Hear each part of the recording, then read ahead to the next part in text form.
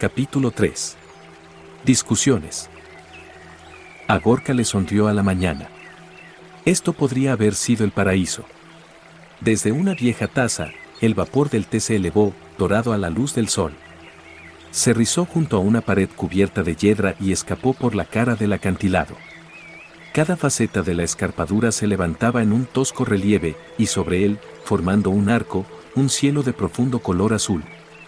Tanto el amanecer como el anochecer hacían resplandecer la ciudad, pero durante el resto del día el acantilado protegía las paredes y las calles. Esto podría haber sido el paraíso y, seguramente, era un hogar. Lo llamaban santuario, pues eso es precisamente lo que todos ellos habían buscado. Todos ellos. La misma noche en que Zagorka, Chester y Ceño de Piedra llegaron al campamento también lo hicieron otros 60. Casi todos eran antiguos esclavos de la cábala, la mayoría enanos, pero también humanos y trasgos. Después de los saqueos del Coliseo y las tierras de pesadilla, las distintas especies casi no podían distinguirse. Otros refugiados habían venido desde Crosa, elfos, hombres mantis y centauros, todos modificados por la guerra. Cada grupo había reclamado su parte de la ciudad, como si planearan quedarse. Lo hicieron, y según pasaban los días fueron llegando más, y muchos más las siguientes semanas, hasta que casi hubo 500. Ceño de Piedra se había marchado en un intento por regresar a Crosa, pero casi todos los demás se quedaron. El mismo número de miembros de los pueblos salvajes, serpientes, dríadas, rinocerontes y simios gigantopitecos, marcharon a los bosques de matorrales que había en el interior del valle y las llanuras de más allá. Podría parecer casi imposible que esa gente tan dispar viviera junta, pero lo cierto es que tenían mucho en común. Todos habían sobrevivido a una horrible guerra, se habían negado a volver a sus supuestos hogares y ocupaban esa antigua ciudad de roca. Al principio no habían necesitado liderazgo, pues compartían el mismo destino. Sin embargo, y de manera inevitable, las peleas estallaron aquí y allá y, como es natural, Zagorka gravitó hacia ellas. Sabía cómo tratar con las muyas, y hacerlo con gente no era muy diferente. Pronto se convirtió en la líder perfecta, la reconocida madre de santuario, que evitaba que sus numerosos muchachos estuvieran todo el día rompiéndose los huesos. Se habían convertido en una familia, una comunidad viva, diversa pero feliz, en una ciudad abandonada por los ancestros y heredada por ellos. Había habitaciones para todos, suficiente trabajo para mantener a la gente cuerda y bastante tiempo libre para que estuvieran contentos. Y había té. Zagorka levantó la taza. La última persona que había bebido de ella llevaba muerta miles de años. Dejó que el vaho entrara en sus pulmones e impregnara su cuerpo. Era casi mejor el olor que el sabor, aunque este estaba bastante bien. El hecho de tener elfos en la ciudad ayudaba mucho, ya que conocían de qué plantas silvestres se sacaba el té. También ayudaba el que hubiera humanos, pues sabían cómo hacer germinar los granos que habían saqueado de los carros de suministros, avena, cebada, centeno, lúpulo, trigo, maíz e incluso tabaco, y cultivar las plantas que los elfos habían encontrado. En 3 meses habían recogido su primera cosecha de las tierras del valle junto al río, justo antes de que sus reservas se agotaran. Tenían la tripa llena y los cofres vacíos, un estado perfecto de felicidad verdadera. Abajo se oyó un grito, en esa ciudad casi todo era arriba o abajo. Zagorka se levantó de la silla con forma de centauro donde lo estaba sentada, apoyó una mano en la barandilla de piedra de su balcón y miró hacia abajo. Un elfo estaba de pie sobre un montón de tierra negra, meneando lentamente la cabeza y señalando al suelo. En un jardín subyacente se encontraba un enano, con las manos extendidas mientras gritaba, por supuesto, comida, abraza árboles, estrangula enredaderas. Los demás, moríos de hambre, planta algo para comer. Zagorka no entendió nada más, pero ya había oído antes esa discusión. Zagorka, gritaron a la vez el enano y el elfo. En la calle, bajo el balcón, Chester la interrumpió con impaciencia. Ya voy, ya voy. La anciana dejó la taza de té y entró en su aposento. Era austero, aunque disponía de una cama de paja, un agradable fuego y algunas capas de recambio rescatadas del tren de suministros del ejército. Si alguien en la colonia quisiera vestir algo que no lo era vestimenta militar, necesitaría empezar a hilar y coser. Zagorka descendió unas estrechas escaleras construidas de ladrillos de barro hasta una calle que serpenteaba por el vientre del acantilado. Chester esperaba allí, en el exterior de sus propios aposentos, en la puerta de al lado. El mulo gigante había escogido un agradable cuarto con unas buenas vistas y había arrastrado un montón de juncos de río para hacerse una cama. Nunca ensuciaba sus dependencias, sino que salía fuera como si se tratara de un perro de más de 300 kilos de peso. Siempre que la gente de santuario oía aquellos cascos repiquetear en la calle, abrían paso, esperando, bien a un mulo desesperado, bien. Una visita de la gobernadora madre Zagorka. Bien, muchachote, allá vamos. Chester dobló las patas delanteras para permitir que la anciana se subiera a su lomo. Ella le agarró la crin y chasqueó la lengua 2 veces. El mulo se levantó y trotó calle abajo. La gente se apartaba a su paso y se quedaba pegada a las paredes. Otros salían de sus habitaciones para sonreír y saludar a sus gobernantes. Era el distrito humano, y Zagorka era especialmente popular entre su gente. A por ellos, Chester. Dals una cos de nuestra parte. Sé valiente. En realidad, Chester era el único con club de admiradores. Con furia burlesca, Zagorka exclamó con desdén, a callar. Era la señal que habían estado esperando, y aquellos que se encontraban en el camino saludaban. Y agitaban los sombreros. Estaba claro que no había muchas formas de pasar el rato en santuario. Zagorka refunfuñó en voz baja. Golpeó los flancos del mulo, demasiado fuerte para hacer una palmadita cariñosa, y este apresuró su zancada camino abajo. La avenida descendía torciendo en un recodo y se ensanchaba entre estructuras de piedra de 2 pisos. Había unos anchos escalones que Chester bajó de 2 saltos. Cuando salió precipitadamente a las tierras llanas de fuera de la ciudad, Chester iba a galope tendido y Zagorka se agarraba desesperadamente. Entre el ridículo clamor de la mula y el desesperado rostro de la gobernadora, no puede decirse que la llegada fuera precisamente grandiosa. Frente a ellos, el enano y el elfo, que tenían la cara roja por la discusión, se volvieron, después se miraron un momento y se echaron a reír. La encantadora llegada de Zagorka consiguió, más que ninguna otra cosa, calmar la difícil situación, pero, aún así, ella tuvo que mantener las apariencias. ¿De qué os reís?, gritó indignada mientras detenía al animal. Los cascos levantaban el polvo de las calles por los negros campos y sobre el ancho y verde río. Mira que sacarme de mi balcón con vuestros bramidos. ¡Oh, ayuda! ¡Oh, ayuda! Tenemos problemas. ¡Oh, somos demasiado estúpidos para resolver las cosas! ¡Oh, ayuda! A las risas siguieron unas sonrisitas, pero se terminó con el ceño fruncido. El enano habló por los dos. Cuidado a quien llamas estúpidos, gobernadora. Bueno, si no sois demasiado estúpidos para resolver vuestros problemas, ¿qué sois entonces? ¿Demasiado testarudos? ¿Demasiado tercos? Tenemos una filosofía diferente, argumentó el elfo estirando su delgada mano hacia la barbilla. Era de mediana edad, tal vez medio milenio, y tenía el aire cínico de su generación. Bajo las cejas canosas centelleaban unos ojos traviesos, pero sus delgados labios sonreían. Cruzó los brazos sobre el pecho. ¿Qué es mejor, gobernadora, vivir felizmente o simplemente vivir?, preguntó para mofarse del enano. ¿Qué?, espetó Zagorka, bajándose de Chester y andando sin prisa hacia ellos. No escuches a esta hoja parlante, gruñó el enano. También era de mediana edad, unos 200 años, y su barba parecía un bosque gris alrededor de su rostro anguloso.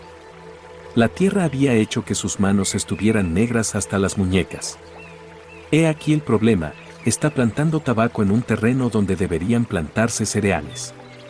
No puedes comerte el tabaco. Y no puedes fumarte los cereales, replicó el elfo. Si por él fuera, nos tendría en una colonia donde no pudiéramos disfrutar de los placeres más sencillos, como el tabaco y el té, añadió con elocuencia. El enano se agitó con furia. Nos va a matar de hambre. Gobernadora, ¿no te gusta disfrutar de una pipa después de una comida? ¿No te gusta disfrutar de una comida? Sagorka meneó la cabeza y escupió, dando por zanjada la discusión. Vaya dos, vaya dos. No pronunciéis la palabra, estúpidos. Gruñó el enano. No. Iba a decir ciegos. Ciegos. La respuesta está justo delante de vosotros, dijo Sagorka. Se acercó a los dos montones de tierra ya revueltos por las asadas y alargó una mano hacia el jardín del enano. ¿Tú quieres que esta tierra se utilice para comida? Exacto, contestó el enano. Sagorka alargó la otra mano, señalando a la tierra del elfo. ¿Y tú quieres que esta tierra sea para placer? Exacto, respondió el elfo. Aquí cereales y aquí tabaco, aquí comida y aquí placer. Exacto. Entonces, corearon el elfo y el enano. ¿Alguno de vosotros había pensado en la cerveza? ¿Qué? Cerveza. Cerveza.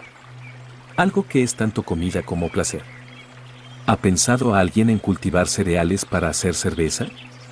Avergonzado, el enano bajó la vista, mirándose los pies mientras removía la tierra, pero la sonrisilla del elfo se había convertido en una sonrisa genuina. Bien, vamos a ello. Cada uno de vosotros cederá la tercera parte de su tierra para lúpulo y cebada, y trabajaréis juntos esa parte central. Supongo que ni siquiera conoceréis el nombre del otro. ¿Cómo vais a trabajar juntos si no sabéis cómo os llamáis? El enano extendió con resentimiento su mano sucia. Bronk, dijo. Eoyanoe, respondió el elfo con aire ausente, estrechándole la mano. Bien. Me alegro de que hayáis dejado atrás la ceguera. Ahora, a trabajar. Vendré a inspeccionar personalmente vuestra cosecha de cerveza. Hasta entonces, perdonadme. Mi agenda está repleta, se volvió y regresó con Chester, que parecía sonreír para sí. Elionobai la siguió. La burla había desaparecido de su voz. Había sido una buena solución. Me gusta complacer. A mí también, respondió Elionobai. Si por casualidad la ilustre gobernadora necesitara el talento de un escriba elfo, estaría feliz de suministrárselo. Sagorka reveló una leve sonrisa. Sí, claro. Aquí tenemos mucho material de lectura. Elionobai señaló hacia el arco de piedra cercano, en el vado del río. En realidad, hay inscripciones en todas esas piedras. Esas runas de allí, por ejemplo, rezan. Campo de batalla de los Númena. Me gusta más el nombre de santuario, respondió Sagorka mientras montaba sobre Chester.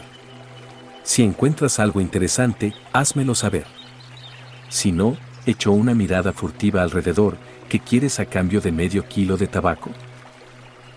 A grandes pasos, el general Ceño de Piedra atravesaba Croza, atravesaba el infierno. Aquellos que no habían conocido el bosque que se levantaba delante no podrían entender lo atormentado que se sentía. El centauro gigante caminó por una gran maraña de tallos de 1,5 kilómetros de ancho en la que se cruzaban ramas que podrían haber sido árboles. Hay quienes considerarían esa enorme madeja como vegetación, pero Ceño de Piedra la veía más bien como una plaga. El núcleo de la maraña estaba en el lecho de un antiguo río. Había obstruido el viejo cauce, de manera que los lagos que había río abajo se convirtieron en pozos de lodo. En lugar de un río cristalino, el torrente era un pantano ancho y miasmático, con solo unos centímetros de profundidad sobre el suelo agostado.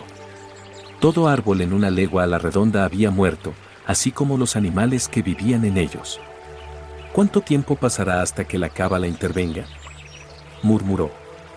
Marchaba impasiblemente a través del cenagal, mientras sus cascos hacían ruido de succión sobre la porquería a cada paso. Enjambres de mosquitos se cebaban en su rostro y sus manos a pesar de llevarlos resguardados.